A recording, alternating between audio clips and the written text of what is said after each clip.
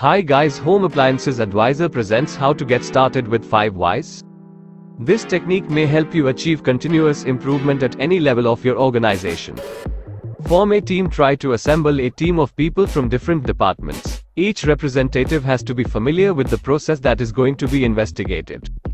Define the problem. Discuss the problem with the team and make a clear problem statement. It will help you define the scope of the issue you are going to investigate. Ask why. Empower one person to facilitate the whole process. This team leader will ask the questions and try to keep the team focused. The answers should be based on facts and real data, rather than on emotional opinions.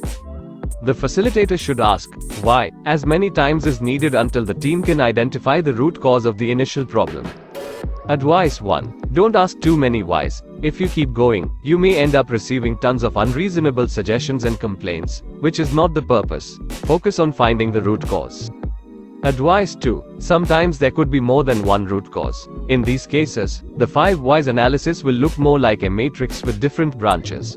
This may even help you detect and eliminate organizational issues that have permanent negative effects on the overall performance. Take action. After the team detects the root cause, it is time to take corrective actions. All members should be involved in a discussion to find and apply the best solution.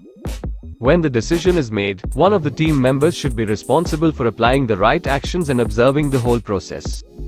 After a certain period of time, the team needs to meet again and check if their actions actually had a positive impact. If not, the process should be repeated.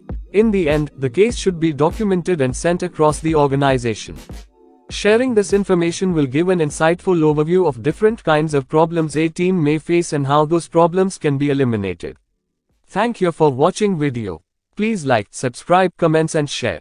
Prepared by Mohan Chandra Papne.